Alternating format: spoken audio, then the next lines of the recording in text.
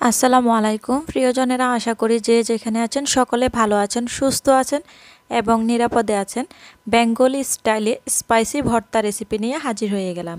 ঝাল ঝাল vitamin C যুক্ত ভর্তা রেসিপি থাকলে গরম ভাতের সঙ্গে আশা করি আর কোনো কিছুর প্রয়োজন হবে না।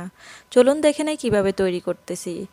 একটি লাইক দিয়ে ভিডিওটি শুরু থেকে শেষ পর্যন্ত দেখার অনুরোধ রইল। রেসিপিস বাই নাবিল মাম্মাম চ্যানেলটিকে সাবস্ক্রাইব করে সামনে এগিয়ে যাওয়ার জন্য উৎসাহ দিবেন আশা রাখি। চুলায় একটি ফ্রাই প্যান বসিয়ে দিয়ে আমি 5 থেকে 6টি শুকনো মরিচ দিয়েছি।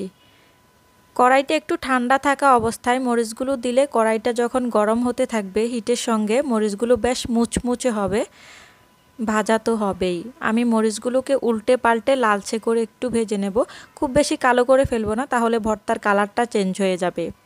একটু লালচে করে ভেজে একটু মুচমুচে করে ভেজে নেব। মরিচগুলো একটা সাইড করে দিয়ে এখন আমি দিয়ে দেব বেশ কিছুটা কাঁচামরিচ। আজকে এই ভর্তাটা তৈরি করব শুকনো মরিচ আর কাঁচামরিচ দুটো মিক্স করে, খেতে অসম্ভব ভালো লাগবে, কালারটাও অনেক সুন্দর আসবে। কাঁচামরিচগুলো কিন্তু একটু পাকা একটু কাঁচা আমি এরকম টাইপের নিয়েছি, এতে করে ঝালটাও বেশ ভালো হয়, দেখতেও কালারটা অনেক সুন্দর আসে। শুকনো মরিচগুলো আমি পাশ দিয়ে তুলে নেব, তা না হলে বেশি কালো হয়ে যাবে। এখন কাঁচামরিচগুলোকে খুব ভালোভাবে একটু আগে আমি টেলে নেব, যেন একটু ব্রাউন স্পট পড়ে, তাহলে খেতে খুব ভালো লাগবে। 1 মিনিটের মতো ভেজে নিয়ে অর্থাৎ টেলে নিয়েছি। তারপর আমি এখানে সামান্য পরিমাণ লবণ অ্যাড করে দিয়েছি, যেন ফুটে না উঠে ছিটে না পড়ে যায়। মরিচের আমি আগাগুলো খুঁটে দেইনি, আপনারা চেষ্টা করবেন আগাগুলো খুঁটে দেওয়ার জন্য। আমি 1 টেবিল চামচ পরিমাণ সরিষার তেল দিয়ে এখন খুব ভালোভাবে নেড়ে চেড়ে মরিচগুলোকে আমি ভেজে নেব। একটু সফট হওয়া পর্যন্ত ভেজে নিতে হবে, ঢাকনা দেওয়ার প্রয়োজন হবে না। এভাবেই কিছুক্ষণ নেড়ে চেড়ে ভেজে নিলে চুলার আঁচটা মিডিয়ামের থেকে একটু বাড়িয়ে রাখবেন। খুব বেশি বাড়িয়ে দিলে মরিচগুলো ফুটবে, পুড়েও যাবে। এভাবে নাড়তে চাড়তে 1 থেকে 1.5 মিনিটের মতো নেড়ে চেড়ে দেখবেন এইভাবে পুরোপুরি মরিচগুলো সিদ্ধ হয়ে গিয়েছে, একটু ব্রাউন কালার হয়ে আসছে, তখন বুঝে নিতে হবে পারফেক্টভাবে মরিচগুলো হয়ে গেছে। একটু সময় নিয়ে কাজটা করবেন। মরিচগুলো হয়ে গেছে, এখন আমি মরিচগুলো উঠিয়ে নেব। এখন আমি যেটা করব, 1 কাপ পরিমাণ পেঁয়াজ কুচি এই কড়াইতে ভেজে নেব, অর্থাৎ হালকা একটু ব্রাউন কালার করে নেব।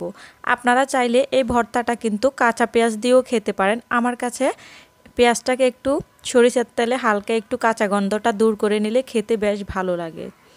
আমি এইভাবে করে নেড়ে চেড়ে একটু কাঁচা গন্ধটা দূর করে নেব। একটু হালকা ব্রাউনিশ হয়ে আসলে পেঁয়াজটাকে আমি চারপাশ দিয়ে মাঝখান থেকে একটু ফাঁকা করে নেব। মাঝখানে এখন আমি 1 টেবিল চামচ পরিমাণ রসুন থেতো করে দিয়েছি। আমি একটি বড় সাইজের রসুনের 5 থেকে 6টি কোষ নিয়ে শিলপাটা একটু থেতো করে দিয়েছি, আমি কুচি করে দেইনি, আপনারা দেখে বুঝতে পারতেছেন। এইভাবে কিন্তু সিদ্ধ হয়ে যাবে। এখন রসুনগুলোকে আমি খুব সুন্দরভাবে একটু নেড়ে চেড়ে ভেজে নেব।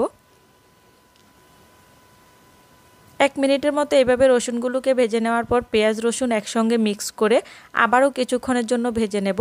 রসুনগুলো কিন্তু খুব সুন্দরভাবে সিদ্ধ হয়ে গিয়েছে, আপনারা দেখেই বুঝতে পারতেছেন। সবাইকে অনুরোধ করব, যারা আমার ভিডিওটি এখন পর্যন্ত দেখছেন, এই পর্যন্ত এসেছেন, প্লিজ একটি লাইক দিয়ে দিতে ভুলবেন না। পেঁয়াজ রসুনটা ভাজা হয়ে গেলে আমি সবগুলো উপকরণ একটি প্লেটে নিয়ে নেব। পেঁয়াজ আর রসুনটা ভাজা হয়ে গেছে, আমি এগুলোকে তুলে নিচ্ছি। এখন আমি যা যা নিয়েছি, শুকনো মরিচগুলো তো টেলে নিয়েছি, আপনারা দেখেছেন, কাঁচামরিচটাও ভেজে নিয়েছি, পেঁয়াজ রসুন ভেজে নিয়েছি, আর নিয়েছি আমি লেবু, নিয়েছি আমি ধনিয়া পাতা কুচি বেশ পরিমাণে নিয়েছি, লবণ নিয়েছি, আর শেষে লাগবে সরিষার তেল। মরিচগুলো ভেঙে নিয়েছি। এখন কাঁচামরিচগুলো আমি সেমভাবে একটু হাতে ডলে নেব। তারপর আমি পেঁয়াজ রসুন ধনিয়া পাতা লবণ দিয়ে খুব সুন্দরভাবে একটু মাখিয়ে নেওয়ার পর লেবুর রসটা দিয়ে দেব। এখান থেকে চিপে আমি 1 টেবিল চামচ পরিমাণের মতো দিয়ে দিয়েছি, এতে করে খুব সুন্দর একটা ফ্লেভার আসবে। সবগুলো উপকরণ একসঙ্গে হাত দিয়ে মাখিয়ে নেওয়ার পর তৈরি হয়ে যাবে গরম গরম ভাতের সঙ্গে স্পাইসি মজাদার ঝালঝাল ভিটামিন সি যুক্ত ভর্তা রেসিপি। আমি তো পরিবেশন করে নিয়েছি। এই পর্যায়ে আমি সরিষার তেলটা অ্যাড করে দেব। সরিষার তেলটা আমি কিন্তু মাখাবো না, আমি জাস্ট উপরে 1 টেবিল চামচের মতো সরিষার তেল আমি উপর দিয়ে ছিটিয়ে দেব। হ্যাঁ, এটা মাখিয়ে নিতে হবে না, খুব সুন্দর একটা ফ্লেভার আসবে।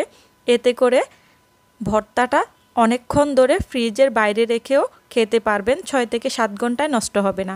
আশা করি রেসিপি ভালো লেগেছে। ভালো লাগলে লাইক কমেন্ট করতে ভুলবেন না। ভুল ত্রুটি ক্ষমা সুন্দর দৃষ্টিতে দেখবেন।